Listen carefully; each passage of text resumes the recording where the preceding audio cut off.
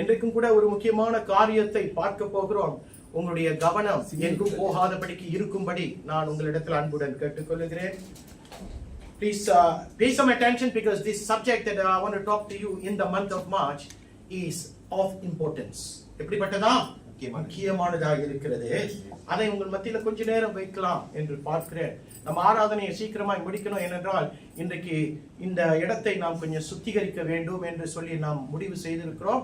அதனால எத்தனை மணி நேரம் ஆகும்னு தெரியாது. ஒரு சமயம் நாளைக்கு கூட போகலாம். நாளைக்குள்ள போலான்னு சொல்லும்போது அவன் அப்படியே தான் திறக்கும். சரி, கர்த்தர் செய்து வளர்ச்சி என்ற ஒரு காரியத்தை நாம் பார்ப்போம் என்று சொன்னால் இன்றைக்கு எல்லாருக்குமே வளர்ச்சி ரொம்ப அவசியமாக இருக்கிறது. And if there is something that I want to have in my life, that is one thing called growth. எத்தனை பேருக்கு புரிகிறது வளர்ச்சி என்றால்? அதாவது நல்லது செஞ்சோ அல்லது கெட்டது செஞ்சோ நான் வளரணும் என்று சில பேர் நினைப்பாங்க. சட்டத்தின் படியோ அல்லது சட்டத்தின் படி இல்லாமல் இருந்தாலும் சரி நான் எப்படியாச்சும் வளரணும் என்று சொல்றதுனால தான் நம்முடைய ஜெயில்லாம் எப்படி இருக்கு, ரொம்ப நிரம்பி இருக்கு. ஏன்னா அவனுக்கும் ஒரு வளர்ச்சி வரணும்னு ஆசை. ஆனா எங்கேயோ ஒரு காலகட்டத்தில் மாட்டிக்கிட்டு என்ன செய்யறான், எண்ணிக்கிட்டு இருக்கிறான் எவ்வளவு நாள் தான் என்றது. புரியுதுங்களா என்ன சொல்றேன்? வளர்ச்சி என்பது எல்லாருக்குமே. ஒரு பிச்சைக்காரன் அவனுக்கு என்ன நினைப்போம், இதே நிலையில தான் நான் இருக்க போறேன் அப்படின்னு நினைப்பானா? நல்லா யோசிச்சு பாருங்க. அவன் என்ன செய்வான், இந்த பிச்சை எடுத்து ஒரு சூப்பர்வைசர் ஆயிரணும் அப்படின்னு நினைப்பான். எதுக்கு? பிச்சைக்காரனுக்கு சூப்பர்வைசர், ஒரு அசோசியேஷனுக்கு சேர்மன் ஆகணும் அப்படிலாம் ஆசைப்படுவான். வளர்ச்சி என்பது எல்லாருக்குமே காணப்படுகிற ஒரு காரியம். ஆனால் நம்முடைய ஆவிக்குரிய ரீதியில நம்முடைய வளர்ச்சி எதுல காணப்படுகிறது என்பதை தான் நாம் பார்க்க போகிறோம்.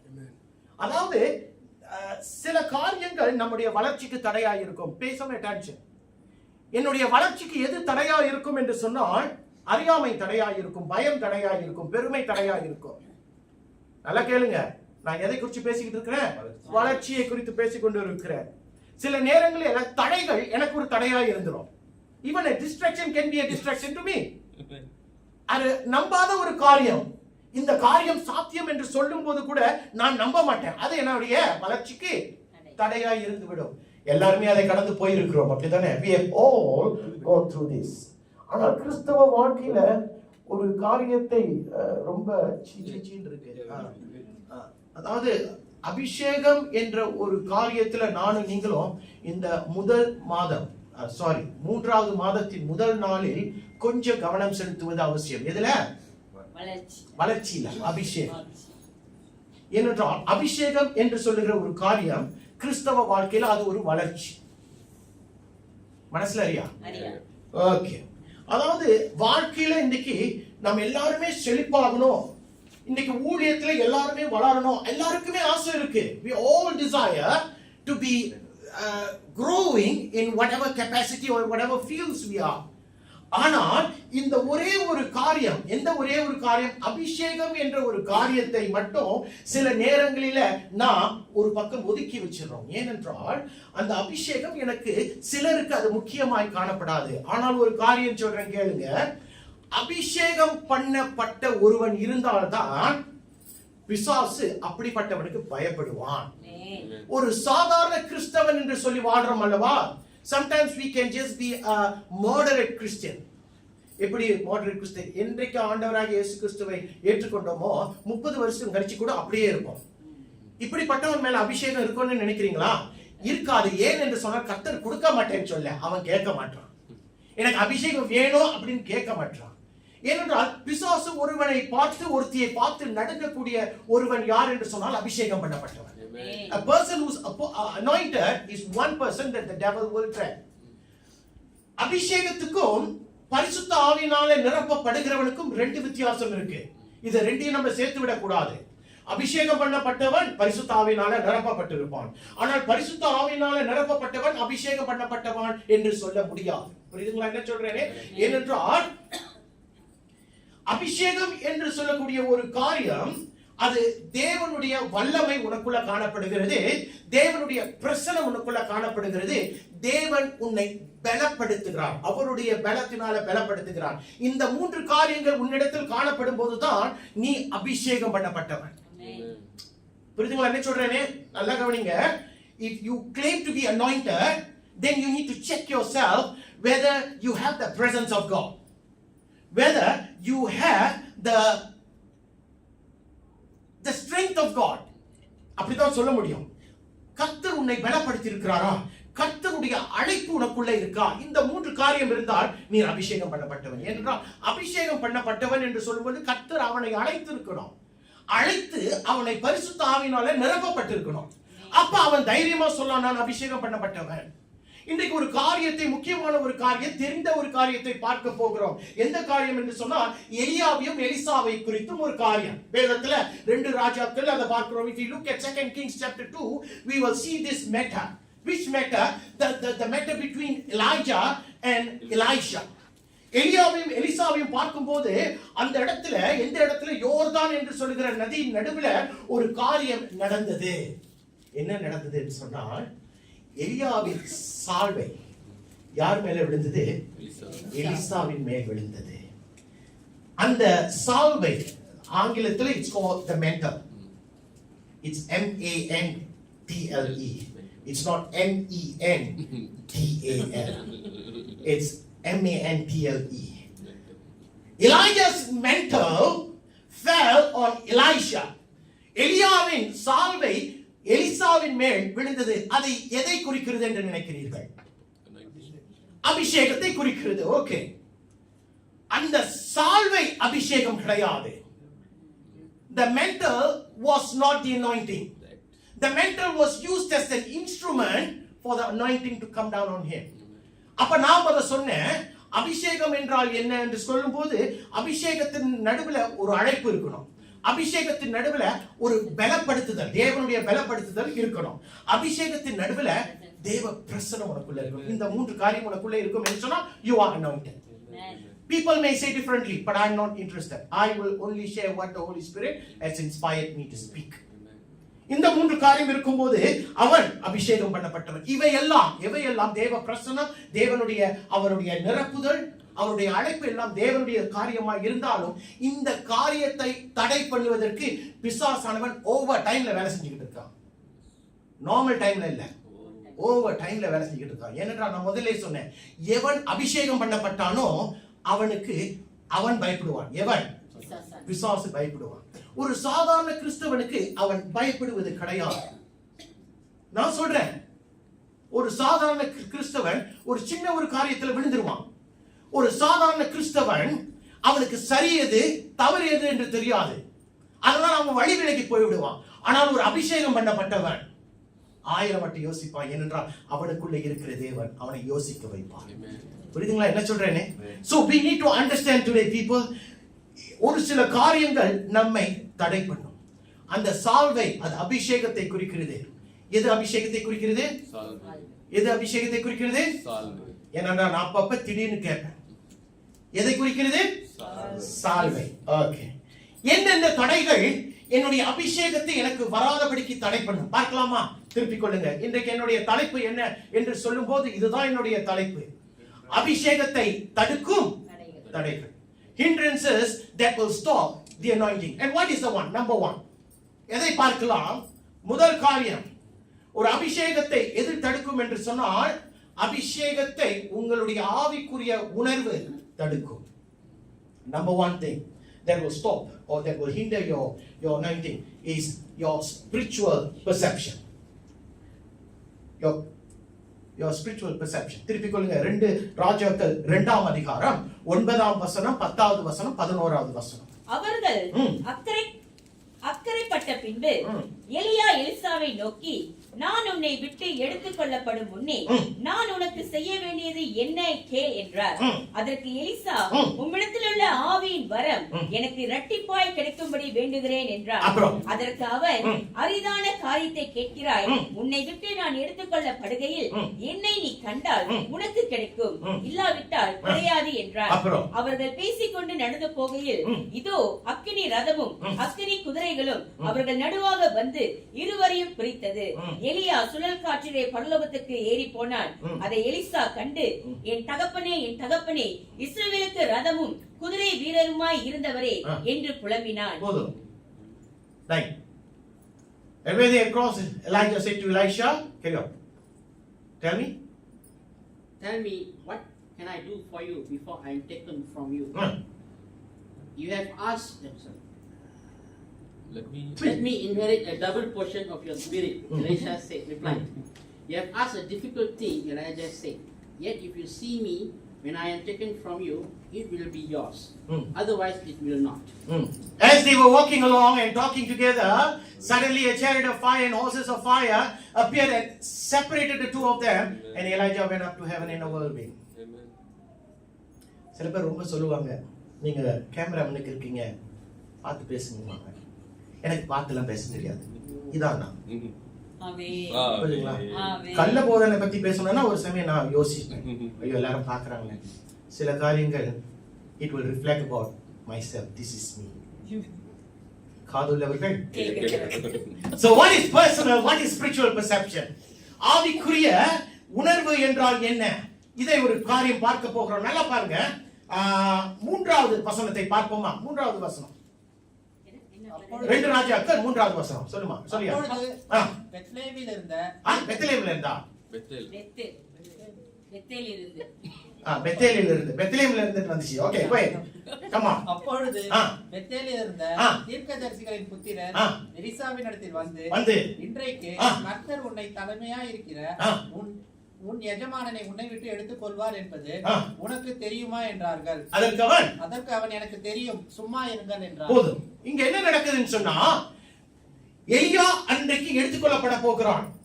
தேவன் அவனை எடுத்துக்கொள்ள போகிறார். இப்ப தீர்க்கதரிசிகளின் குமாரன் அல்லது தீர்க்கதரிசிகளின் புத்திரர் என்று வசனம் சொல்லுகிறது. The sons of the prophets, they were informed that Elijah is going to be taken away. யார் அவர்களிடத்தில் சொல்லியிருப்பார்? தேவன் அவர்களிடத்தில் சொல்லியிருக்கிறார். ஏனென்றால் அவர்கள் தீர்க்கதரிசிகள். தேவன் தம்முடைய தீர்க்கதரிசிகள்கிட்ட எதையுமே மறைக்க மாட்டார் என்று வசனம் சொல்லுது. சோ தேவன் தீர்க்கதரிசிகள்கிட்ட என்ன சொல்லிட்டாரு? ஐயா, இன்றைக்கு என்னுடைய பிரதான இவனாகிய தீர்க்கதரிசியான எலியாவை நான் எடுத்துக்கொள்ள பார்க்கிறேன். எல்லா தீர்க்கதரிசியும் சொல்லிட்டாரு. ஆனால் எலிசா கிட்ட கர்த்தர் வேற விதமாய் சொல்லுகிறார். அவன்டே சொல்லிட்டாரு. என்ன சொல்லிட்டாரு? எலியாவை நான் எடுத்துக்கொள்ள போகிறேன் என்று சொல்லிட்டாரு. ஆனால் அவன் அந்த எடுத்துக்கொள்ளக்கூடிய காரியத்தை அவன் வித்தியாசமாய் பார்க்கிறான். ஜனங்க எலிசாவை சொல்றான், ஏய் இன்னைக்கு எலியாவை எடுத்துக்கொள்ள போகிறார் ஆண்டவர். அவன் சொல்றான், ஏய் எனக்கு தெரியும், அமைதியா இருந்தான். ஆனால் அவனுக்குள்ள அவர்கள் சொல்லுகிற வண்ணமாய் அவன் செய்யவில்லை. மாறாக அவன் என்ன செய்கிறான்? அவன் எலியாவோடு தொடர்ந்து போகிறதை நாம் பார்க்கிறோம். ஆவிக்குரிய உணர்வு பிறர் சொல்லுகிறதை கேட்டுவிட்டு அமைதியாய் இருப்பது கிடையாது.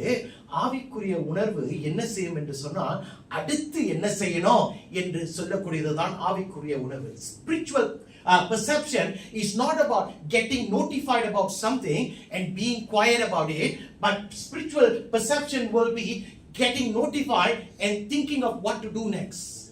Because the person who is anointed will be able to think, அப்படியாய் நடக்க போகிறது, அடுத்து நான் என்ன செய்ய வேண்டும் என்று ஆவிக்குரிய உணர்வுக்குரியவர் புரிந்து கொள்வார்கள்.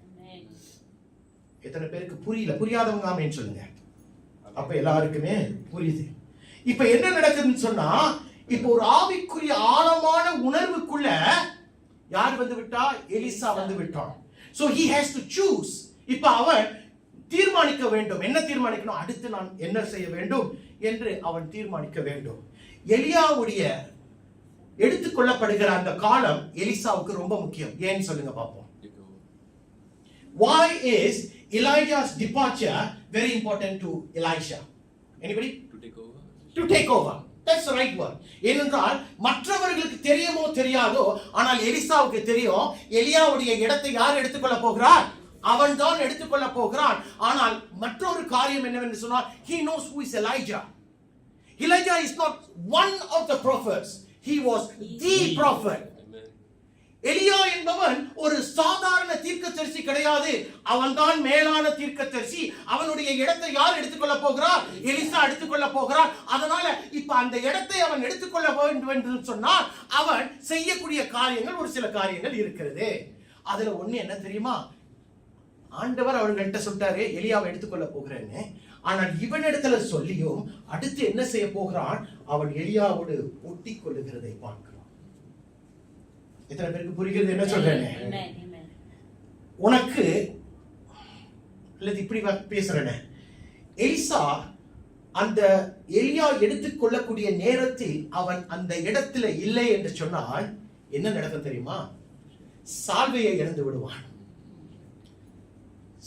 சால்வை எதை குறிக்கிறது? நான் தான் கேட்பேன். சால்வை எதை குறிக்கிறது? அபிஷேகத்தை குறிக்கிறது. இப்ப எலியா எடுத்துக்கொள்ளக்கூடிய அந்த நேரத்தை எலிசா இழந்து விட்டான் என்று சொன்னால் அவன் எதை இழந்து விடுவான்? அபிஷேகத்தை இழந்து விடுவான். அதனால அபிஷேகத்தை இழந்து போய்விடாதபடிக்கு எனக்கும் உனக்கும் ஆவிக்குரிய என்ன வேண்டும்? ஆவிக்குரிய உணர்வு வேணும். The word is spiritual perception. ஆவிக்குரிய உணர்வு எனக்கும் உனக்கும் அவசியமாய் இருக்கிறது. அப்பதான் you will know what you are supposed to do next. Because அந்த சால்வையில என்ன இருக்கு தெரியுமா? எலியாட்ட என்ன இருந்ததோ அதுதான் அந்த சால்வையில இருந்தது. சால்வை எதை குறிக்கிறது? அப்ப அந்த சால்வையில என்ன இருக்கிறது பாஸ்டர் அப்படின்னு சொல்லும்போது சால்வையில் அடையாளம் இருக்கிறது, சால்வையில் அபிஷேகம் இருக்கிறது, சால்வையில் அதிகாரம் இருக்கிறது. பிகாஸ் இந்த மூன்றுமே எலியாட்ட இருந்தது. புரியுதுங்களா என்ன சொல்றேன்னு? The three things that was in that mantle was needed for Elisha to carry on. What was it? It was the anointing. அடையாளம், it was an identity. அபிஷேகம், it was the anointing. அதிகாரம், it was the authority. இந்த மூன்றும் இல்லாமல் he cannot take over Elijah. எத்தனை பேருக்கு புரிகிறது? அதனால அவன் அந்த ஆவிக்குரிய உணர்வோடு அந்த நேரத்தில் காணப்படுகிறான். பிரியமானவர்களே, நானும் நீங்களும் ஜாக்கிரதையாய் இல்லாத போது என்ன நடக்கும் சொன்னா, சால்வையை கர்த்தர் நம்ம மெத்தில போத்தக்கூடிய நேரத்தை விட்டு விடுவோம். சால்வை எதை குறிக்கிறது? அபிஷேகத்தை குறிக்கிறது. We have to discern about the season of transition. What is the season of transition? ஒரு மாற்றத்துக்குரிய ஒரு காலம் வரும். அந்த மாற்றத்துக்குரிய காலத்தை அறிந்து கொள்வதற்கு எனக்கு ஆவிக்குரிய உணர்வு தேவை. I need a spiritual perception to understand the season of transition. நான் இப்படியே இருக்கிறேன், அடுத்த கட்டத்துக்கு கர்த்தர் என்னை உயர்த்த போகிறார் என்பதை புரிந்து கொள்ளுகிற ஒரு ஆவிக்குரிய உணர்வு நமக்கு ஒவ்வொருவருக்கும் தேவை. காது உள்ளவர்கள் கேட்கணும். நீ இப்படியே இருக்க போவது கிடையாது. தேவன் உன்னை அழைத்து நீ இப்படியே இருப்பா நான் வர்ற வரைக்கும் அப்படின்னு கர்த்தர் சொல்ல போகிறது கிடையாது. உன்னை நாளடைவில் கொஞ்சம் உயர்த்தி, இன்னும் கொஞ்சம் உயர்த்தி, இன்னும் கொஞ்சம் உயர்த்தி, அப்படியாய்தான் கர்த்தர் செய்வார். அப்ப அந்த உயர்வு வரும்போது நானும் நீங்களும் எப்படி இருக்கணும்? ஒரு புரிந்து கொள்ளக்கூடிய நேரத்தில் இருக்கணும். How many of you? Okay. How does God operate? இந்த நாட்களில் கர்த்தர் நம்ம மத்தியில் எப்படி செயல்படுகிறார்? அவரை எப்படி நாம் புரிந்து கொள்ள முடியும்? பார்ப்போமா? சங்கீதம் 145 18ஆம் வசனம் என்ன சொல்லுது? தம்மை நோக்கி கூப்பிடுகிற யாவருக்கும், உண்மையாய் தம்மை நோக்கி கூப்பிடுகிற யாவருக்கும் கர்த்தர் சமீபமாய் இருக்கிறார். எனக்கு இந்த தமிழ் வசனம் ரொம்ப பிடிக்கும். தம்மை நோக்கி கூப்பிடுகிற யாவருக்கும், அப்புறம் இன்னொரு வார்த்தை சொல்றாரு, உண்மையாய் தம்மை நோக்கி கூப்பிடுகிற யாவருக்கும் கர்த்தர் சமீபமாய் இருக்கிறார். அடுத்த ஒரு வசனம் சங்கீதம் 91:15 என்ன சொல்லுது? அவன் என்னை நோக்கி கூப்பிடுவான், நான் அவனுக்கு மறு உத்தரவு அருளி செய்வேன். அப்புறம் ஆபத்தில் நானே அவனோடு இருந்து அவனை தப்புவித்து அவனை கனப்படுத்துவேன். ஆங்கிலத்துல பாப்போமா? Because he will call upon me, I will answer him. I will be with him, I will deliver him, and I will honor him. அன்னொரு வார்த்தை என்ன சொல்லுது? The Lord is near to all who call upon him. அப்ப what is the key word in these two verses? கூப்பிடுகிறவர்களுக்கு. ரைட்டுங்களா? So இன்னைக்கு நான் கர்த்தரை எப்படி அறிந்து கொள்ள வேண்டும் என்று சொன்னால், நானும் நீங்களும் அவரை கூப்பிட வேண்டும். அதுதானே பாஸ்டர் பெரிய பிரச்சனை. அதான் பெரிய பிரச்சனை. கூப்பிடுறதுக்கு தானே, நமக்கு தான் நேரம் இல்லையே பாஸ்டர் அப்படின்னு இந்த இடத்துல சொல்லக்கூடியவங்க ரொம்ப பேர் இருக்கிறாங்க. ஐயா, நீ கூப்பிடலைன்னா தேவனை பார்க்க முடியாது, தேவனை கேட்க முடியாது, தேவன் உன் வாழ்க்கையில செய்யக்கூடிய காரியங்களை அறியாமல் போய் விடுவார். If you do not call upon him, you will never know the plans of God. You will never be able to see the plans of God. You will never be able to hear the plans of God. I want to hear the plans of God. Amen. I want to see the plans of God, and I want God's actions to be in my life. அதனால நான் தேவனை கூப்பிட்டு தான் ஆகணும். அதனாலதான் இன்றைக்கு உங்கள் மத்தியில சொல்லக்கூடிய ஒரு காரியம், அவரை நோக்கி உண்மையாய் கூப்பிடுங்கள் என்று சொல்றேன். இன்னைக்கு நான் கூப்பிடுறேன் பாஸ்டர் அப்படின்னு சொல்லக்கூடியவங்க சில ஞானிகள் இங்க இருக்கலாம். ஆனா அந்த ஞானிகள் எதற்கு கூப்பிடுவாங்க தெரியுமா? என் தேவைக்கு கூப்பிட மாட்டாங்க, என் ஆசைக்கு கூப்பிடுவாங்க. There is two things. One is a need, one is a want. Sometimes we call God for our wants. I want this, I want that. I want this, I want that. But we don't call upon God to say, Lord, I need this. I need an anointing. I need the power of God. அப்படிலாம் கூப்பிடுறது என்ன பார்த்த, இப்படிலாம் பேசாதீங்க, இதுக்கெல்லாம் எங்க எனக்கு நேரம் இருக்கு அப்படின்னு சொல்லக்கூடியவர்கள் இந்த இடத்துல இருக்கலாம். ஏனென்றால் அப்படி இல்லை என்று சொன்னால் இந்த இடத்துல அபிஷேகத்தின் வல்லமை நிரம்பி வழியும். காது உள்ளவர்கள் கேட்கணும். புரியுதுங்களா என்ன சொல்றேன்னு? அநேக நேரங்களில எனக்கு இதுதான்ப்பா வேணும் என்று சொல்லுகிறதை கர்த்தரிடத்துல வைக்கிறோம். கண்கள் இருந்தும் பாராமல், காதுகள் இருந்தும் கேளாமல். மார்க் 8:17-18 இப்படியாக சொல்லுகிறது. இயேசு அதை அறிந்து அவர்களை நோக்கி, உங்களிடத்தில் அப்பங்கள் இல்லாதபடினால் நீங்கள் யோசனை பண்ணுகிறது என்ன? இன்னும் சிந்தியாமலும் உணராமலும் இருக்கிறீர்களே, இன்னும் உங்கள் இருதயம். அடுத்து என்ன சொல்லுது? உங்களுக்கு கண்கள் இருந்தும் காணவில்லையே, காதுகள் இருந்தும் கேட்கவில்லையே. இன்னைக்கு சபையின் நிலை அதுதானே. God has given us spiritual eyes, but our spiritual eyes is not open. God has given us the ears to be open, but our ears are always closed towards God's things. Now that's the irony about the last days church. பிரியமானவர்களே, ஆவிக்குரிய உணர்வு இல்லை என்று சொன்னால் நாம் தேவனுடைய அபிஷேகத்தை தெரியாமலே வாழ்ந்து கொண்டிருப்போம். புரியுதுங்களா என்ன சொல்றேனே? இன்னைக்கு அநேகர் அப்படிதான் தெரியாமல் வாழ்ந்து கொண்டு இருக்கிறார்கள். ஆரம்பம் நல்லாதான் இருக்கும், முடிவுதான் சொதப்பிரும். வெள்ளிக்கிழமை நம்ம ஒரு சகோதரிக்காய் ஜெபித்துக் கொண்டிருந்தோம். அவங்களை எனக்கு சின்ன பிள்ளையில இருந்து தெரியும். பழைய சர்ச்சில் இருந்தவங்க, ஆண்டவருக்குள்ள சபைக்குள்ள இருந்தவங்க. அவங்க நேற்று மரித்து போயிட்டாங்க, இன்னைக்கு காலையில் மரித்து போய்விட்டார்கள். ஆனால் மரிக்கும் போது ஐயா நம்முடைய ஆரம்பம் முக்கியம் தான், ஆனால் முடிவை பார்க்கலும் ஆரம்பம் முக்கியம் இல்லையா? முடிவு தாங்க ரொம்ப முக்கியம். எப்படி முடிக்கிறோம் என்பது தாங்க முக்கியம். ஏன்னா முடிவுல ஆண்டவர் என்னை கைப்பிடித்து கொண்டு போகிறாரா, கைவிட்டுட்டு நீ கீழே போன்னு சொல்ல போகிறாரான்னு என்று நமக்கு தெரியாது. அதனால நமக்கு ஆவிக்குரிய உணர்வு இருக்கும் என்று சொன்னால் நமக்கு தெரியும், நான் கர்த்தருக்குள்ள இருக்கிறேன்னா கர்த்தருக்குள்ள இல்லையா. சும்மா அந்த மேலோட்டமான கிறிஸ்தவ வாழ்க்கை எல்லாருமே வாழலாம், யார் வாழ முடியாது? அநேகர் தான் வாழ்ந்துகிட்டு இருக்கிறாங்க. எனக்கு தெரிஞ்ச கிறிஸ்தவங்க 3 தடவை தான் கிறிஸ்துமஸ் இதுக்கு வருவாங்க சபைக்கு. கரெக்டா சொல்லுங்க பாப்போம். ஒண்ணு விட்டுட்டீங்க, முக்கியமா கிறிஸ்துமஸ் விட்டுட்டோமே, எப்படி முடியும்? கிறிஸ்துமஸ்க்கு புது சட்டை போட்டு சபையில வைக்கணும். 2வது நியூ இயருக்கு கன்னு மாதிரி நின்றுவாங்க.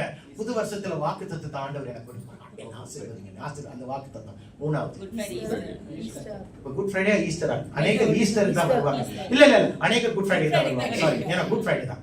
ஈஸ்டர் ஆண்டவர் தான் எந்திரிச்சிட்டாரு அப்படின்னு மரித்து போகும்போது துக்கத்துல வருவான். 10 வருஷத்துல ஒரு வாட்டி தான் உபாசித்து வருவான். எங்களுடைய பழைய ஆராதனைகள் எல்லாம் மெத்தடிஸ்ட் சர்ச்சில் பாத்தீங்கன்னா 3 மணிக்கு ஆராதனை, அதுவும் உபாசத்துல. 10 வயசுல எல்லாம் அப்பா உபாசம் கத்து கொடுக்க சொல்லிட்டாரு. உபாசித்து 6 மணி வரைக்கும் ஆராதனை போகும். 7 பேர் 7 விதமா பேசுவான். பேசும்போதே தூக்கம் வரும், 2 அடி விழுவோம். அந்த 7 வார்த்தையும் கேட்கணும். இப்ப கேளுங்க, எனக்கு தெரியாது அந்த 7 வார்த்தை. அன்னைக்கு பேசுறது தெரியாது. ஏன்னா அடிச்சு வளர்த்தா எப்படி தெரியும்? நம்மளே சொந்தமா கத்துக்கிட்டா நமக்கு புரியும். ரைட்டுங்களா இல்லையா?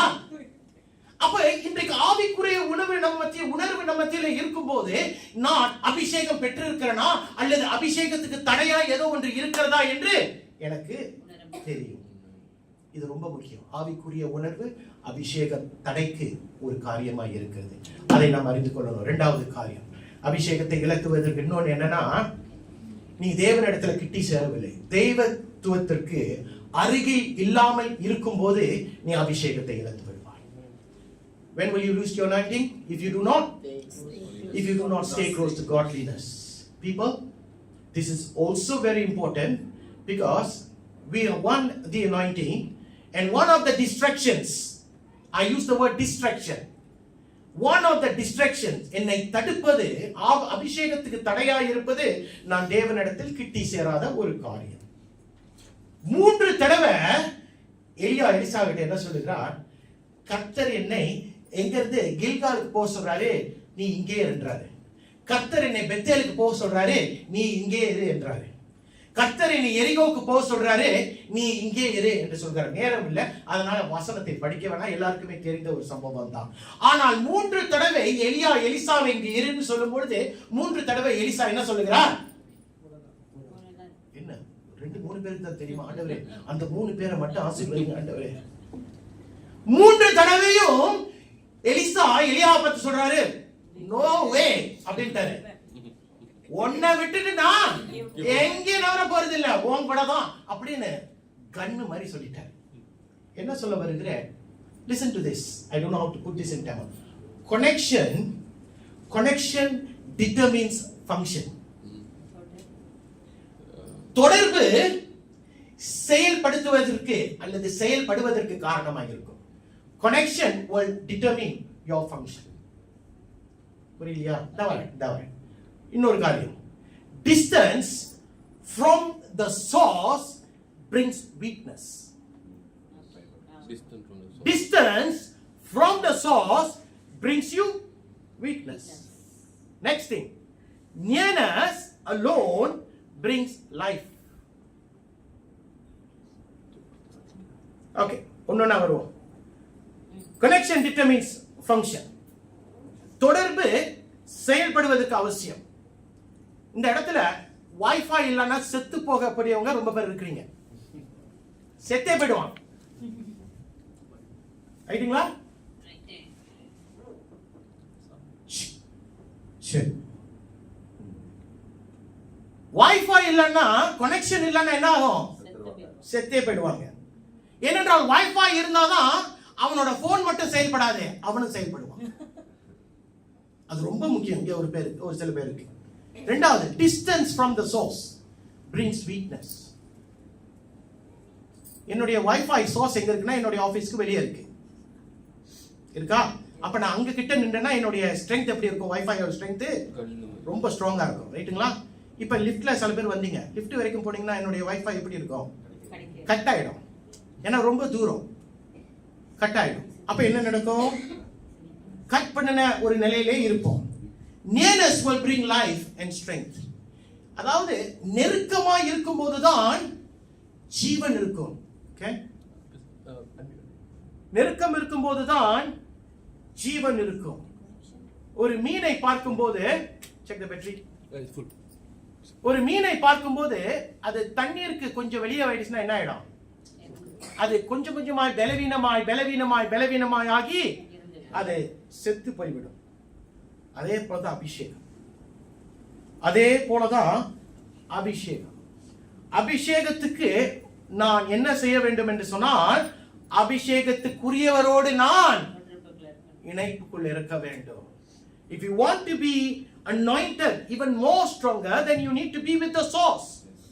அந்த தொடர்பு இல்லைன்னு சொல்லும்போது உன்னுடைய வைஃபை துண்டிக்கப்படுகிறது. வைஃபை துண்டிக்கப்படும் போது நீ பலவீனமாயாகி கடைசி என்ன ஆகிற? செத்தே போயிடுற. இதுதான் சொல்ல வர. அல்லேலூயா.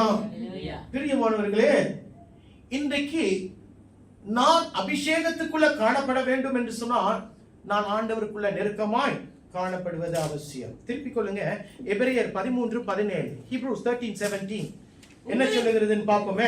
உங்களை நடத்துகிறவர்கள் உங்கள் ஆத்துமாக்களுக்காக உத்தரவாதம் பண்ணுகிறவர்களாய் விழித்திருக்கிறவர்களானால் அவர்கள் துக்கத்தோடு அல்ல சந்தோஷத்தோடு அதை செய்யும்படி அவர்களுக்கு கீழ்ப்படிந்து அடங்குங்கள். போதும். Obey your leaders, submit to their authority. ஏன் பாஸ்டர் இதை கொண்டு வர்றீங்க அப்படின்னு நம்ம கேட்கலாம். எலியாவை பார்க்கும்போது, மன்னிக்கவும், எலிசாவை பார்க்கும்போது அவன் எலியாவுடைய இடத்துக்கு போகக்கூடியவன். என்றைக்கு அவன் அழைக்கப்பட்டானோ அவன் எலியாவுக்குள்ளே தான் காணப்பட்டான். எலியாவோட வார்த்தைக்கு தான் அடங்கி இருந்தான். ஏனென்றால் அவனுக்கு தெரியும், அவன் அழைக்கப்பட்டிருக்கிறான்னு சொன்னால் அந்த அழைப்புக்கு ஒருவனிடத்தில் என்ன செய்கிறோம்? அடங்கி இருக்க வேண்டும் என்பதை எலிசா அறிந்திருந்தான். ஆனால் இன்றைக்கு ஒரு சில எலிசாக்களுக்கு அது தெரியாமல் இருக்கிறது. எந்த எலிசா பாஸ்டர்? தனியா ஆபீஸ்க்கு வந்தீங்கன்னா நான் சொல்லுவேன், திருப்பி கொள்ளுங்க. யாத்திராகமம் 12ஆம் அதிகாரம் 13வது வசனம். நீங்கள் இருக்கும் வீடுகளில் அந்த இரத்தம் உங்களுக்காக அடையாளமாய் இருக்கும். அந்த இரத்தத்தை நான் கண்டு உங்களை கடந்து போவேன். போதும். The blood will be a sign for you on the houses where you are. And when I see the blood, I will pass over you. என்ன நடக்குது? இது என்ன சம்பவம்? யாருக்கு தெரியும்? இது 10 வாதைகளில் 10வது வாதை இது. It is the 10th plague. And the 10th plague, மோசே என்ன சொல்லுகிறான்? ஐயா 10வது வாதை வருகிறது, சங்கார தூதன் வருகிறான். அதனால நீங்கள் ஆண்டவருடைய, அதாவது ஆட்டுக்குட்டியுடைய ரத்தத்தை உங்களுடைய வீட்டுக்குள்ள பூசி விடுங்கள். அந்த வீட்டுக்குள்ள நீங்க அடங்கி இருங்க, வெளியே போயிடாதீங்க. வெளியே போனா சங்கார தூதன் நீ எகிப்தியன் என்று சொல்லி உன்னை வெட்டி விடுவான் என்று தெளிவா யார் சொல்லிட்டா? மோசே தம்முடைய ஜனங்கள்ட்ட சொல்லிட்டார். அன்றைக்கு மட்டும், ஏன்னா நம்மளுடைய இஸ்ரவேல் ஜனங்கள் வணங்கா கழுத்துள்ளவர்கள். அன்னைக்கு மட்டும் சங்கார தூதன் வருகிறபடினால் தம்முடைய தேவ ஜனங்கள் அந்த வீட்டுக்குள்ள அடங்கி இருக்கிறார்கள். சங்கார தூதன் அவர்களை தாண்டி போகிறான். The angel of death passed over their houses because the people were very obedient to Moses' call. Moses said, be inside the house because the angel of death is going to cross over. அன்றைக்கு மோசே சொல்லாமல் இருந்திருந்தா என்ன ஆயிடும்? ரைட்டுங்களா? அன்றைக்கு மோசே சொல்லாம இருந்திருந்தா அநேகர் மரித்து போயிருப்பார். அவர்கள் அடங்கி இருந்தார்கள். அததான் நான் உங்கள்கிட்ட சொல்ல வரேன். அதாவது you need to be near the source of your godliness. அப்ப ஒரு மெய்யான தெய்வத்துவம் எங்கே காணப்படும்? எல்லா இடத்துலயும் காணப்படாதுங்க. எல்லா இடத்துலயும் காணப்படாது. பார்ல, பப்ஸ்ல, அந்த இடத்துல நான் தேவ பிரசன்னத்தை தேடி போறேன்னு சொல்றவங்க வந்து லூசு. ஏனென்றால் எல்லா இடத்திலும் தேவன் இருக்கிறார் என்று சொல்லி வாதாடுகிறவர்கள் ஒரு சிலர் இருக்கிறாங்க. There is a very spiritual element. அதை குறித்து ஒரு நாள் I want to speak to you about spiritual things that's happening all around us. அது ஒரு முக்கியமான ஒரு காரியம். அதாவது தேவனுடைய பிரசன்னத்துக்குள்ள நாம் அடங்கி இருக்க வேண்டும். A spiritual covering is very much needed. So a spiritual covering, if I need a spiritual covering, I need to be in the house or in the presence of God. And church is one place where the presence of God is. Because if you are denying it, you will not be sitting down in this place.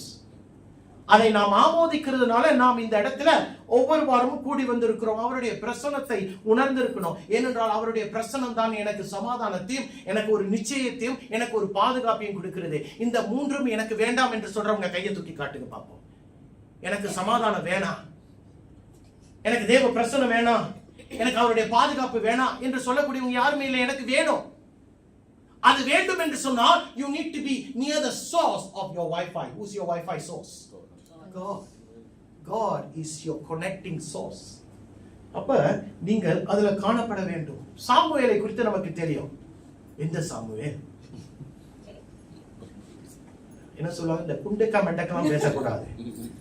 எந்த Samuel சொன்னா நியாயாதிபதிகளில் சிறந்த ஒருவன். யாருவன்? Samuel. When we talk about Samuel the prophet, the judge, before he becomes a great judge of Israel, he had to be under the feet of who? Eli. ஏலியின் பாதத்தில தான் அவன் காணப்பட வேண்டும். அப்போதுதான் Samuel சாமுவேலாய் மாற முடியும். பேதுரு சபை ஆதி திருச்சபைக்கு தலைவனாய் இருந்தான். ஆனால் தலைவனாய் இருக்க வேண்டும் என்று சொன்னால் இயேசுவின் பாதத்தில் அமர்ந்திருக்க வேண்டும். சவுல் பவுலாய் மாற வேண்டும் என்று சொன்னால் பவுல் தேவனுடைய ஆவியானவரோடு அரபு வனாந்தரத்தில் 3 வருஷம் இருக்க வேண்டும். அப்பொழுதுதான் நீ வேண்டியதை கர்த்தர் உனக்கு கொடுப்பார். ஒரு உயர்வு எனக்கு வேணும். நான் முதல்ல சொன்னேன், உயர்வுக்காக ரொம்ப ஆசைப்படுறோம். இந்த உயர்வு வேண்டும் என்று சொன்னால் closeness to God is number 2. முதல் காரியம் என்ன? ஆவிக்குரிய உணர்வு. இரண்டாவது காரியம் என்ன? தேவனோடு நெருங்கி இருப்பது. அப்படி தேவனோடு நெருங்காமல் இருப்பாய் என்று சொன்னால் அது உன்னுடைய அபிஷேகத்துக்கு தடை. மூன்றாவது காரியம் சுருக்கமாய் சொல்லி நான் முடிக்கிறேன். மூன்றாவது காரியம் என்னவென்று சொன்னால் நீ அபிஷேகத்தை இழப்பதற்கு இன்னொரு காரியம் என்ன தெரியுமா? நீ தேவனிடத்துல ஒரு சரணடைகிற ஒரு அனுபவம் உன்னிடத்தில் காணப்படாமல் இருப்பதனால்தான். The reason why you are not anointed is because you have a fear to surrender. Surrender to who? God. Surrender to God. தேவனிடத்துல ஒரு சரணடையாத அனுபவம். திருப்பிக் கொள்ளுங்க 1 ராஜாக்கள் 19 20 21. First Kings 19 20 21. அப்படியே அவன் அவ்விடம் விட்டு புறப்பட்டு போய் 12 ஏர் பூட்டி உழுத சாப்பாத்தின் குமாரனாகிய எலிசாவை கண்டான். அவன் 12ஆம் ஏரை ஓட்டிக் கொண்டிருந்தான். எலியா அவன் இருக்கும் இடம் மட்டும் போய் அவன் மேல் தன் சால்வையை போட்டான். அப்பொழுது அவன் மாடுகளை விட்டு எலியாவின் பிறகே ஓடி, நான் என் தகப்பனையும் என் தாயையும் முத்தம் செய்ய உத்தரவு கொடும், அதற்கு பின் உம்மை பின் தொடர்வேன் என்றான். அதற்கு அவன், போய் திரும்பி வா, நான் உனக்கு செய்ததை நினைத்துக்கொள் என்றான். அப்பொழுது அவன் இவனை விட்டு போய் ஒரு ஏர் மாடுகளை பிடித்து அடித்து ஏரின் மர முட்டுகளால் அவைகளின் இறைச்சியை சமைத்து ஜனங்களுக்கு கொடுத்தான். அவர்கள் சாப்பிட்ட பிறகு அவன் எழுந்து எலியாவுக்கு பின் சென்று அவனுக்கு ஊழியம் செய்தான். இங்க என்ன நடக்குதுன்னு சொன்னா, எலியா எலிசாவை அழைக்கிறான். அழைக்கும் போது எலிசா பிச்சைக்காரன் கிடையாது. அதை தான் உங்க மத்தியில சொல்ல வருகிறேன்.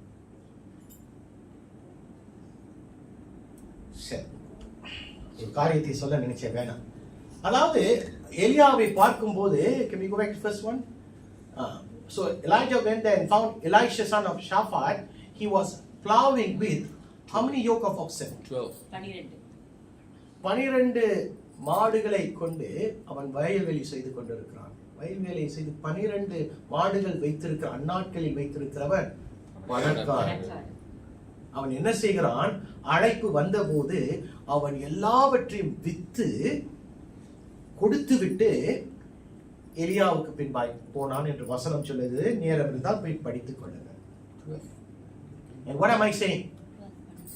சால்வையை நீ அறிந்து கொள்ள வேண்டும், சால்வையை நீ பெற்றுக்கொள்ள வேண்டும் என்று சொன்னால் முழுக்க முழுக்க ஒரு சரண்டர் அவசியமாய் இருக்கிறது. If you want the mental, you need total surrender. And what does the mental talk about? Abhishek. ஒரு முழுக்க முழுக்க அனுபவம் இல்லாமல் சால்வையை குறித்து பெற்றுக்கொள்ளுவதை பற்றி விடுங்க, நினைச்சே பார்க்க கூடாது. ஏனென்றால் லூக்கா 9:62 எப்படியாய் சொல்லுகிறது? என்ன சொல்லிருக்கு? அதற்கு இயேசு, கலப்பையின் மேல் தன் கையை வைத்து பின்னிட்டு பார்க்கிற எவனும் தேவனுடைய ராஜ்யத்துக்கு தகுதியுள்ளவன் அல்ல என்றார். ஆங்கிலத்தில் என்ன சொல்லுது? Jesus replied, no one who puts his hand to the plow and looks back is fit for service in the kingdom of God. No one who puts his hand on the plow and looks back is fit for service in the kingdom of God. கலப்பையின் மேல் கையை வச்சிட்ட திரும்பி பார்க்காத. இன்னும் உனக்கு சந்தேகமா இருக்கணும்னா, நீ ஏன் கலப்பையின் மேல கையை வைக்கிற? காத்திருக்கலாங்க. ரைட்டுங்களா இல்லையா? நான் என்ன சொல்ல வரேன்னு, பின்பற்றணும்னு சொன்னா, முடிவு எடுத்தாச்சுன்னு சொன்னா பெண்ணுக்கு தான் போகணும். பெண்ணுக்கு போயிட்டு அப்புறம் என்ன திருப்பி பார்க்கிறது? யார் திருப்பி பார்த்தா? லோத்துடைய அம்மா இல்ல, மனைவி பார்த்தாளா? என்னன்னா அவ்வளவுதான், இருக்கிற இடத்துல அப்படியே ஜெயந்தான். நீ முன்னுக்கும் போக முடியாது, பின்னுக்கும் போக முடியாது. இன்னைக்கு அப்படிதான் வாழ்க்கை சில பேருக்கு. முடிவு எடுத்தாச்சு, ஆனால் I have decided, but you know what I'm saying. ஏன்னா அப்படின்னு சொல்லுவாங்க. ஐயா, சால்வை வேணும்னா சரண்டர் வேணும். உனக்கு அபிஷேகம் வேணும்னா ஒரு ஒப்பு கொடுத்தல் வேண்டும். ஏன்னா சில நேரங்களில சொகுசான வாழ்க்கை, நல்ல ஒரு வேலை, நல்ல ஒரு குடும்பம், நல்ல ஒரு அடையாளம், அதெல்லாம் கிடைக்கும் போது சால்வையை குறித்து யோசிக்க மாட்டோம். ஆனா நல்லா கேளுங்க, நல்ல ஒரு வேலையை கொடுத்த தேவன், நல்ல ஒரு குடும்பத்தை கொடுத்த தேவன் சில நேரங்கள்ல அந்த குடும்பத்துல இருக்கிறவன தான் அழைச்சு சொல்லுவாரு, வாப்பா அப்படின்னுவாரு. அந்த நேரத்துல தான் நம்ம சொல்லுவோம், யா அப்பா அப்படின்னுவோம். கொடுத்த தேவனுக்கு பறிக்கவும் தெரியும், பறித்த தேவனுக்கு கொடுக்கவும் தெரியும். எவ்வளவு நாள் தான் நாம் இப்படியா இருக்க போகிறோம்? 1 ராஜாக்கள் 18:21. அப்பொழுது எலியா சகல ஜனத்தண்டைக்கும் வந்து என்ன சொல்றார்? நீங்கள் எந்த மட்டும் 2 நினைவுகளால் நீங்கள் எந்த மட்டும் 2 நினைவுகளால் குந்தி குந்தி குந்தி நடப்பீர்கள். நடப்பீர்கள். How long, people? How long will you waver between 2 opinions? How long? எவ்வளவு நாள்? இன்றைக்கு நீ ஒரு முடிவு எடுக்கணும். எத்தனை பேருக்கு புரிகிறது நான் என்ன சொல்றேன்? எனக்கு அபிஷேகமா இல்லது ஆடம்பரமா? நம்ம தான் முடிவு பண்ணணும். 4வது காரியம், உன்னுடைய அபிஷேகத்துக்கு தடையாயிருப்பது ஆவிக்குரிய தாகம். ரைட்டுங்களா? ஆவிக்குரிய வெறுமைதான் அபிஷேகத்துக்கு எதா இருக்கிறது? தடையாயிருக்கிறது.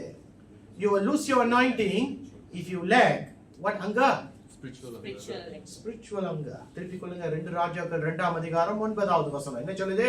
அவர்கள் அக்கறைப்பட்ட பின்பு எலியா எலிசாவை நோக்கி என்ன சொல்லுகிறார்? நான் உன்னை விட்டு எடுத்துக்கொள்ளப்படும் முன்னே நான் உனக்கு செய்ய வேண்டியது என்ன கேள் என்றான். Okay, போதும். Now when they had crossed, Elijah said to Elisha, what did he say?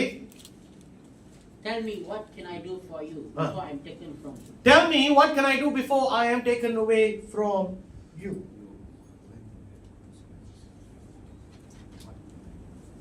Elisha என்ன செய்கிறான் என்று பார்ப்போம். அதுக்கு 9வது வசனம் 2வது பக்கம் என்ன சொல்லுது? அதற்கு எலிசா உம்மிடத்தில் உள்ள ஆவியின் வரம் எனக்கு இரட்டிப்பாய் கிடைக்கும்படி வேண்டுகிறேன் என்றான். Let me inherit a double portion of yours. It's a very important thing here, people. அவன் எலிசா எலியாவுக்கு பின் தொடர்ந்து போகிறான். எலியாவுடைய வாழ்க்கையை எலிசா பார்த்துட்டான். இந்த ஊழியம், எந்த ஊழியம்? இந்த தீர்க்கதரிசியின் ஊழியம் தன்னை குறித்தது கிடையாது, எளிதானது கிடையாது, ஒரு மேடை கிடையாது, ஒரு அடையாளம் கிடையாது. It's not about an identity, it's not about a platform, it's not about self, it is not about so coming out easy. It's going to be difficult. இந்த ஊழியத்தை எலியா பாடோடு செய்திருக்கிறார். அந்த பாடு அதற்கு அப்புறம் அவனுக்கு தான் வரப்போகிறது என்று சொல்லி எலிசா அறிந்ததுனால எலியா கேட்கிறார், ஐயா நான் எடுத்துக்கொள்ள போகிறேன், உனக்கு என்ன வேணும் என்னிடத்துல கேளுன்னு சொல்லும்போது அவன் என்ன கேட்கிறான் தெரியுமா? ஐயா எனக்கு கொஞ்சோண்டு கொடுங்கய்யா அப்படின்னு கேட்கல. ஐயா எலியாவுக்கு இருக்கிற உங்களுக்கு இருக்குல்ல அதையே எனக்கு கொடுத்துருங்க அப்படின்னு கேட்கல. ஆனால் 3வது கேட்கிறான், உன்னிடத்துல இருக்கிறத எனக்கு டபுளா கொடுங்கா. உன்னுடைய ஆவிக்குரிய தாகத்துக்கு ஏற்பதான் பரலோகம் உனக்கு கொடுக்க போகிறது. You will lose your anointing if you are spiritually not hungry. ஒரு வெறுமையோடு வாழ்ந்து கொண்டிருப்பாய் என்று சொன்னால் அபிஷேகத்தை நீயும் நானும் இழந்து விடுவோம். சின்ன சின்ன எதிர்பார்ப்புகள், எனக்கு நீங்க கொஞ்சோண்டு கொடுங்க போதும். ஐயா அந்த ஊழியத்தை அவன் செய்வதற்கு அவனுக்கு எலியா மத்தியில காணப்பட்ட அபிஷேகம் அவனுக்கு போராது என்று அவன் அறிந்திருந்தான். ஏனென்றால் அவனுக்குள்ள ஆவிக்குரிய தன்மை இருந்தது. அதனால எனக்கு கொஞ்சோண்டு கொடுங்கன்னு கேட்கல, டபுளா கொடுங்கன்றான். என்ன சொல்ல வர? ஆண்டவர்கிட்ட பெருசா கேளுங்கயா. போன வருஷம் ஜனவரியில தான் ஆண்டவர் சொன்னாரு, ப்ரொமோஷனுக்காக ஜெபிக்க ஆரம்பி. ஏன் கொண்டாருன்னு எனக்கு தெரியாது. அதுக்கப்புறம் நம்ம சாட்சிகளை கேட்டோம். ரைட்டுங்களா? பாருங்க, தேவன் என்றைக்குமே உனக்கு என்ன வேணும் என்பதை நீ என்னிடத்துல கேளுன்றாரு. நம்ம தான் இது வேணும் அது வேணும், எனக்கு அபிஷேகம் வேண்டும், அப்போஸ்தலர் 1:8 சொன்னதை போல வல்லமை வேணும் கேட்க மாட்டோமே. எனக்கு புது போனை தாங்க, புது பார்ட்னரை தாங்க அப்படிலாம் கேட்டுக்கிட்டு இருக்கிறோம். ஐயா இருக்கிற பலத்தோடு போகிற யாரு? கிதியோன். இருக்கிற பலத்தோடு போ, அந்த டாபிக் வேற. ஐயா அதுல ஆண்டவர் சொல்றாரு, ஐயா நான் உனக்கு கூட கொடுக்க மாட்டேன், உனக்கு இருக்கிறது போதும், நீ போ, நான் கூட வரேன்றாரு. அந்த காலகட்டம் வேற. ஆனா எலிசா கிட்ட கேட்கும் போது எலிசா சொல்றா, எனக்கு நீ கூடயே கொடுத்துரு, ஏன்னா அப்புறம் நீ குறைவா கொடுத்துட்டு நான் திருப்பியும் கேட்கணும், நீ இப்பே கொடுத்துரு கூட அப்படின்னு சொல்றான். அப்ப நம்ம எதை தேவனிடத்துல அதிகமாய் கேட்கிறோமோ அதன்படியே கர்த்தர் நமக்கு கொடுக்கக்கூடியவராக இருக்கிறார். நீ கொஞ்சமா ஆண்டவர்கிட்ட பெற்றுக்கொண்டனா உன்னுடைய ஊழியத்துல உனக்கு தான் கஷ்டம். ஏனென்றால் அந்த அபிஷேகம் என்று சொல்லும் போது அபிஷேகத்தை கர்த்தர் எல்லார் மத்தியிலும் ஊற்ற மாட்டார். யார் யாரை கர்த்தர் ஒரு ஊழியத்துக்கு ஒரு அழைப்புக்கு அழைத்திருக்கிறாரோ அவர்கள் மேலதான் அந்த அபிஷேகத்தை இன்னும் அதிகமாய் அந்த அபிஷேகத்துக்குரிய காரியங்களை அதிகமாய் ஊற்றுவாங்க. ஆமென். அப்ப நமக்கு என்ன தேவை? நான்காவது தடை என்னவென்று சொன்னா, நீ ஆவிக்குரிய வெறுமையா இருப்பாய் என்று சொன்னா அபிஷேகத்தை இழந்து விடுவாய். ஐந்தாவது காரியம்,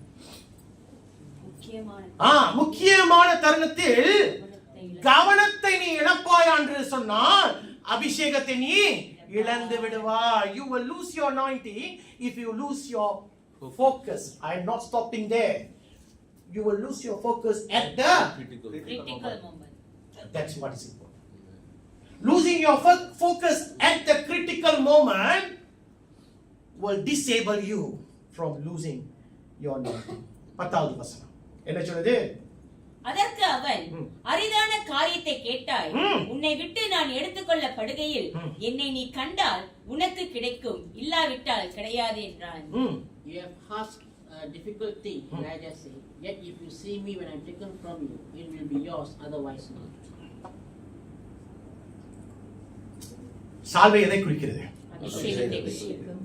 10 வருஷம் கழிச்சு உங்களுக்கு இது தெரியணும். சால்வை எதை குறிக்கிறது? யாராச்சும் ஒருத்தன் கேட்டாரா அபிஷேகத்தை குறிக்கிறது அப்படின்னு சொல்லிடணும். புரியுதுங்களா என்ன சொல்றேன்? இப்ப சால்வையை எலிசா பெற்றுக்கொள்ள வேண்டும் என்று சொன்னால் எலியாவோடு கூட போவது முக்கியம்தான், இணைந்திருப்பது முக்கியம்தான். ஆனால் ஒரு நிபந்தனை இருக்கிறது. There is a condition. எலியா என்ன சொல்றார்? ஓகே, நீ கேட்டது எளிதான காரியம் இல்ல, ரொம்ப கஷ்டமான காரியம் தான். ஆனாலும் ஆண்டவர் உனக்கு கொடுப்பாரு. நீ ஒண்ணே ஒண்ணு செய்யணும். நான் எடுத்துக்கொள்ளப்படும் போது உன் கண்கள் என்னை நோக்கி பார்க்கணும். கண்கள் அவரை நோக்கி. அப்ப இன்றைக்கு தடை என்ன தெரியுமா? கவனக்குறைவு. Distraction. Distraction is one thing that will let you or help you lose your anointing. Distraction. சால்வையை பெற்றுக்கொள்ள வேண்டும் என்று சொன்னால் சரியான கவனம் எலிசாவுக்கு இருக்க வேண்டும். அதெல்லாம் ஆண்டவர் சொல்றாரு. நீ சால்வையை பெற்றுக்கொள்ள வேண்டும் என்று சொன்னால் உன்னுடைய கவனம் என் மேல இருக்கணும். நல்லா பாருங்க, எலியா அந்த நாட்களில் பிரதான ஒரு மேன்மையான ஒரு மகத்துவமான தேவன் பேசுகிற ஒரு தீர்க்கதரிசி. அவனுடைய அபிஷேகத்தை சாதாரணமா எலிசாவுக்கு அவர் கொடுத்துட மாட்டார். அவனை சோதித்தார். பாருங்க, நல்ல ஆண்டவர் தான் சொன்னாரு, எலிசாவை நீ உனக்கு வேலைக்காரனாய் உனக்கு பணிவிடைக்காரனாய் வைத்துக்கொள் என்று ஆண்டவர் தான் எலியாவிட்ட சொல்ல, எலிசாவை போய் பார்க்க இப்படியாய் நடந்தது. ஆனால் இப்ப அவனோ யாரு? நம்ம எலிசா வித்தியாசமாய் கேட்கிறான். எனக்கு உன்னிடத்துல இருக்கிற அபிஷேகம் வேணாம், உன்னிடத்துல இருக்கிறத டபுளா கேளு குடு அப்படின்னு கேட்கிறான். அப்ப கேட்கும் போது ஒரு கண்டிஷனை அங்க கர்த்தர் வைக்கிறான். நான் உனக்கு கொடுக்கிறேன், கஷ்டம் தான், நான் கொடுக்கிறேன், ஆனா நீ என்ன பார்க்கணும். It's difficult, but if your focus is on me, you will get it. Amen. It's not going to be easy, people. The anointing is not going to be easy, because we live in a season where distractions are everywhere. புரியுதுங்களா என்ன சொல்ல வரேன்? பிசாசானவன் தடைகளை பல ரூபத்தில் பல விதங்களில் உன்னிடத்துல என்னிடத்துல கொண்டு வர பிரயாசப்படுவான். ஆனால் உன்னுடைய கவனம் தேவன் மேல இருந்தால் சால்வை உனக்கு நிச்சயம். If your focus is on God alone, then the mental is assured for you. எல்லாம் யோசிச்சு பாருங்க, அவன் கேட்டு இருக்கிறது இரட்டிப்பான அபிஷேகம். இந்த இரட்டிப்பான அபிஷேகத்தை அவன் கொஞ்ச நேரம் கண்ணை மூடனான்னு வைங்களேன், ரெட்டிப்பானது என்ன? ஒண்ணு கூட கிடைக்காது, ஒண்ணு கூட கிடைக்காம போய்விடும். தடைகளை நாம் பார்த்துக் கொள்ள வேண்டும். ஏனென்றால் தடைகள் இன்றைக்கு பல ரூபங்களில் நம்ம மத்தியில காணப்படுகிறது. குடும்பம் சில நேரத்துல தடை. எத்தனை பேருக்கு புரிகிறது? நான் கள்ள உபதேசம் பேசல. சில நேரங்களில குடும்பமும் நமக்கு தடையா இருக்கும். வேலை நமக்கு தடை. எத்தனை பேர் ஆமென் சொல்லுவீங்க? வேலை சில நேரத்துல நமக்கு தடையா இருக்கும். ஆமா, வேற என்ன தடை? பாருங்க எத்தனை பேரு ஒவ்வொரு நாளும் மிஸ் பண்ணாம வேதத்தை படிக்கிறோம். வேணாம், கையெல்லாம் தூக்கிறாங்க தயவு செஞ்சு. ஏன்னா எல்லா கையும் தூக்குனா நான் ரொம்ப சந்தோஷப்படுவேன். சும்மா 2-3 கை தூக்குனுச்சுன்னா இந்த மாதம் 1ஆம் தேதி நான் இப்படிதான் தூங்கணுமா அப்படின்னு யோசிக்க வேண்டியதாயிரும். புரியுதுங்களா என்ன சொல்றேன்? ஏன்னா வேதத்தை படிக்க இந்த வார்த்தை ஜீவனை கொடுக்கிற வார்த்தை, வழி நடத்துகிற வார்த்தையை எனக்கு படிக்க நேரம் இல்லை என்று சொன்னால் அதற்கு தடை. ஜெபிக்க எனக்கு ஒரு 1/2 மணி நேரம் ஜெபிக்க நேரம் இல்லை, தடை.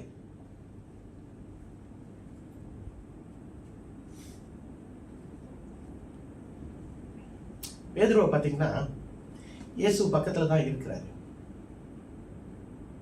எப்ப சொல்ற அந்த சம்பவம்? அந்த படகுல நடந்த சம்பவம். அப்பா நீங்க தான் உண்மையா ஆண்டவர்னா இப்ப கட்டளை எடுங்க, நான் ஜலத்துல நடந்து வரேன் அப்படின்றார். அவர் என்ன சொல்றாரு? நடந்து வா அப்படின்றாரு. இயற்கைக்கு அப்பாற்பட்ட ஒரு காரியத்தை யார் செய்றா? பேதுரு செய்றார். He walked on water, something that no one else can do. And he did that because why? His focus was on the source of his faith. Correct? His focus was on Jesus. ஆனால் என்றைக்கு பாருங்க ஆண்டவர் முன்னுக்கு இருக்கிறாரு, வாப்பான்றாரு. கண்ணை அவர் மேல நோக்கி வைத்திருந்தா நீ ஏன் கீழே விழணும்? அததான் நான் கேட்கிறேன். ஏன் கீழே விழணும்? ஏனென்றால் தடை வருகிறது. எந்த ரூபத்தில் வருகிறது? அலைகள், வேற இருட்டு, அப்புறம் காத்து எல்லாம் வருது. ஆனா இயேசு முன்னுக்கு தான் நிக்கிறாரு. பாருயா, முன்னுக்கு தான் நிக்கிறாரு, ஆனா கீழே விழுந்துடுறான். புரியுதுங்களா? பேதுரு எவ்வளவு டக்குனு கீழே விழுகிறானே. Just distance away is our Lord Jesus Christ, but yet he fell. How about you and me? நானும் நீங்களும் ஏமாத்திரம். புரியுதுங்களா என்ன சொல்ல வரேன்னு? சரியான நேரத்துல கவனத்தை விட்டுட்டீங்கன்னா அபிஷேகத்தை இழந்து விடுவீர்கள். கடைசி இது முக்கியம். உங்கள் அபிஷேகத்தின்படி செயல்பட தவறினால் அபிஷேகத்தை இழந்து விடுவீர்கள். You will lose your anointing if you fail to act on your anointing. Wow. அப்படி என்றால் என்ன தெரியுமா? அபிஷேகத்தை கர்த்தர் உங்களுக்கு கொடுத்துட்டாரு. Correct? Yes. But you are not acting on your anointing. Meaning God has already given you the anointing. பார்ப்போமா 13வது வசனம் 14வது வசனம். அதற்கு அவன் பின்பு அவன் எலியாவின் மேலிருந்து கீழே விழுந்த சால்வையை எடுத்து திரும்ப போய் யோர்தானின் கரையிலே நின்று நிற்கிறான். எலியாவின் மேலிருந்து கீழே விழுந்த சால்வையை பிடித்து எலியாவின் தேவனாகிய கர்த்தர் எங்கே என்று சொல்லி தண்ணீரை அடித்தான். தண்ணீரை அடித்த உடனே அது இரு பக்கமாக பிரிந்ததினால் Elisha இக்கரைப்பட்டான். What does he say? He picked up the cloth that had fallen from Elijah and went back and stood on the bank of Jordan. Of the Jordan. Apro. Then he took the cloth that had fallen from him and struck the water with it. Apro. Where now is the Lord? Where now is the Lord? The God of Elijah. Where is the God of Elijah? When he struck the water, he divided to the right and to the left, and he crossed over. Okay, I want to ask you something. He struck the water. What did he strike the water with? The cloth. The cloth. அவன் தண்ணீரை அடித்தான் என்று சொல்லுகிறது. எதை வைத்து அடித்தான்? அப்ப தண்ணீர் பிளப்பதற்கு என்ன அவசியம்? சால்வை அவசியம். ரைட்டுங்களா இல்லையா? ஐயா, யோர்தானை பிளக்கணும்னா ஒரு சால்வை தேவை. If you want to let the Jordan part, you need a mantle. அபிஷேகம் வேணுங்கய்யா. ஐயா எல்லாரும் யோர்தானுக்கு அங்க 50 பேர் நின்றுகிட்டு இருக்கா. வேதத்தை போய் பாடி நினைக்கிறே 50 பேர் கரையோரமா நின்றுகிட்டு இருக்காங்க. என்ன நடக்க போகுது? நிக்கிற 50 பேரும் தீர்க்கதரிசி. அவனால ஒண்ணும் செய்ய முடியாதுங்க. ஆனால் யோர்தானை பிளக்க வேண்டும் என்று சொன்னால் ஒரு சால்வை அவசியம். சால்வை எதை குறிக்கிறது? அபிஷேகத்தை குறிக்கிறது. இன்றைக்கு எலிசா அவன் பெற்றுக்கொண்ட சால்வையை, இது எலியாவுடைய சால்வை என்று சொல்லி போய் அங்க ஒரு பெரிய ஒரு இதை அடித்து அதை அங்கே அந்த செவற்றில் வைத்து பாத்தியா, பார்த்தாயா, உன் கண்கள் பார்க்கிறதா? இது எலியாவின் சால்வை, பிறருக்கு கிடைக்கவில்லை, எனக்கு கிடைத்தது, எவ்வளவு ஒரு பாக்கியவான் என்று அவன் சொல்லவில்லை. மாறாக what he does was he used the mantle to part the Jordan. Amen. Do you understand what I'm saying? Amen. Amen. When God has given you an anointing, you can't just keep the anointing within you. You need to dispense it. Yes. அதை நீ பிரித்து அதை நீ பயன்படுத்த வேண்டும். Amen. அதை அவன் பயன்படுத்தினான். எலியாவின் சால்வை எலிசாவின் மேல் விழுந்தவுடனே எலிசா அந்த சால்வையை யோர்தானுக்கு நேராய் பயன்படுத்தினான். யோர்தான் பிளந்தது. Thank you Lord. பிரியமானவர்களே, அபிஷேகம் பண்ணப்பட்டவனுக்கு தான் கர்த்தர் வரங்களையும் கொடுக்கிறார். புரியுதுங்களா என்ன சொல்றேன்னு? அப்ப அந்த வரங்களை கொடுத்துட்டு, எனக்கு இந்த வரத்தை கர்த்தர் கொடுத்துட்டார் 10 வருஷம் கொடுத்துட்டான். எவ்வளவுதான் நீ சொல்லிட்டு இருக்க போற? ஆண்டவர் சொல்றாரு, கொடுத்தேன் தான், ரைட்டு தான், நான் தான் கொடுத்தேன், ஏன் பயன்படுத்த மாட்டேன்னு கேட்கிறாரு. என்ன சொல்லுவேன்? ஒளிய வச்சுக்கிட்டு இருக்கோம், அப்படிதானே? சில பேர் ஒளிய வச்சுக்கிட்டு தான் இருக்கிறோம். இல்ல, இன்னொன்னு சொல்றேன் கேளுங்களேன். சில பேருக்கு என்னுடைய வரமே என்னன்னு தெரியாம வாழ்ந்துகிட்டு இருக்கிறோம். Some people don't even know what's my gifting from the Holy Spirit. Now, that's the ironic thing about us, the last days church. Yes. Because we don't even know whether I possess. எத்தனை பேருக்கு தெரியல? எத்தனை வரங்கள் இருக்கு? எத்தனை வரம்? 9 வரம் இருக்கு. எத்தனை பேர் 9 சொல்ல முடியும்? சொல்லல வேணாம். 9 பேர் எனக்கு தெரியும்னு சொல்றவங்க கை தூக்கி காட்டுங்க பாப்போம். 1 2 என்ன ஒரு இப்படிதான் நிக்குது. இதுக்கு அர்த்தம் என்ன எனக்கு புரியல. 9 வரங்கள் இருக்கு. ரைட்டுங்களா? The gift of wisdom, the gift of knowledge, the gift of faith, then the gift of healing, then the gift of spiritual miracle work, the gift of prophecy, then the gift of impartation of gift, differentiating between spirits, then the gift of speaking in tongues, and then the 9th one is interpreting the gifts. 9 வரங்கள்.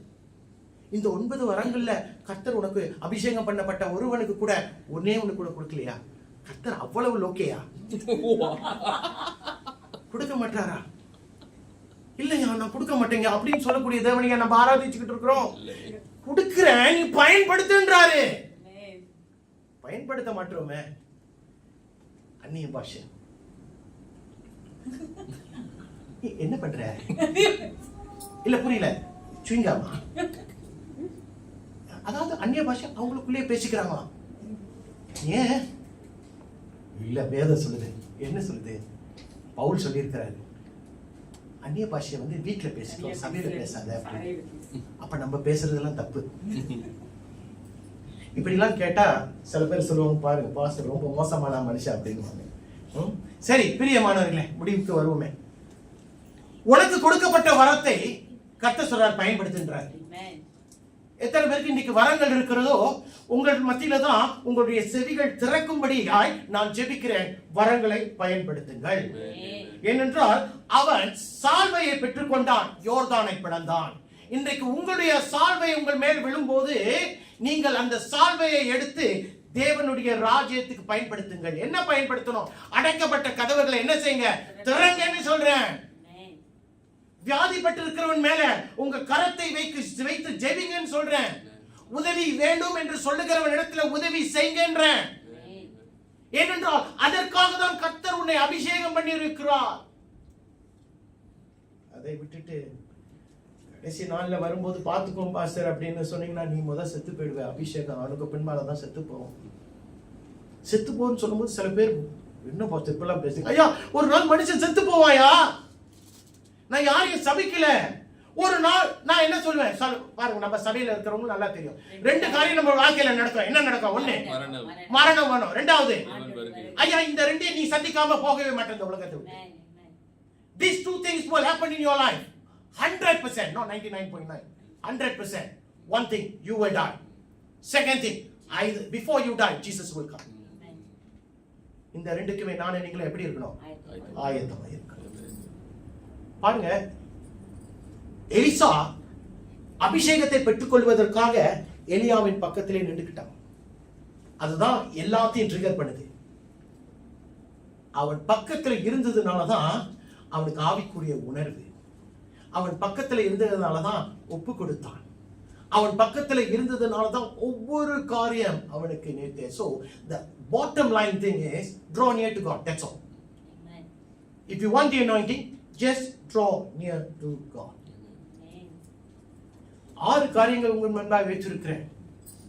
இந்த 6 காரியங்கள் உங்களுக்கு அபிஷேகத்தை கொடுக்காது, அபிஷேகத்துக்கு தடையை கொடுக்கும். 6 காரியங்களை பாத்தீங்களா? ஆவிக்குரிய உணர்வு இல்லை என்று சொன்னால் நீங்கள் அபிஷேகத்தை இழந்து விடுவீர்கள். தேவ சமூகத்தில் கிட்டி சேரலனா நீங்கள் அபிஷேகத்தை இழந்து விடுவீர்கள். தேவனிடத்தில் ஒப்பு கொடுக்கலனா நீங்கள் அபிஷேகத்தை இழந்து விடுவீர்கள். ஆவிக்குரிய தாகம் இல்லைன்னு சொன்னா நீங்கள் அபிஷேகத்தை இழந்து விடுவீர்கள். சரியான நேரத்துல கவனத்தோடு இல்லைன்னு சொன்னா நீங்க அபிஷேகத்தை இழந்து விடுவீர்கள். அந்த அபிஷேகம் உனக்கு கொடுக்கப்படும் போது அந்த அபிஷேகத்தை பாக்கெட்டுக்குள்ள வச்சுக்கிட்டு இருந்தீங்கன்னா நீங்க அபிஷேகத்தை இழந்து விடுவீர்கள். இதைதான் ஆண்டவர் உங்க மத்தியில சொல்ல விரும்புகிறார். இந்த மார்ச் மாசத்துல எனக்கு இந்த அபிஷேகத்தை பத்தில எனக்கு அவ்வளவு தெரியாது பாஸ்டர், ஆனா எனக்கு அபிஷேகம் வேண்டும் என்று சொல்லுகிறவங்களுக்கு மட்டும்தான் இந்த வார்த்தை கடந்து போகும். காது உள்ளவர்கள் என்ன செய்யணுமா? கேட்க கடவர்கள். ஹல்லேலூயா. கண்களை மூடுவோமா?